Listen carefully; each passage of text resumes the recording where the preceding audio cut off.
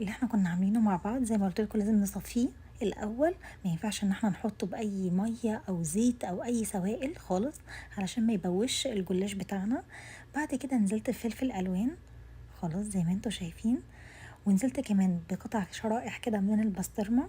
تقدري طبعا تحشيها باي حشوه انتي بتفضليها وبتحبيها. بعد كده زيتون.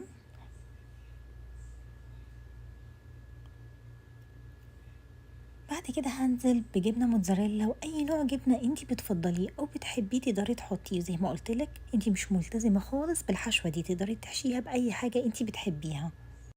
بعد كده ببتدي ان انا اضم ورق الجلاش، الجزء اللي انا كنت سايباه لبره ده ببتدي ان انا اضمه على وش الفطيره بتاعتنا واغلفها كده كويس جدا. وما بين الطبقات بدهن من خليط التوريه اللي احنا عاملينه مع بعض. لازم ادهنه منسوهوش خالص لان هو ده اللي هيورق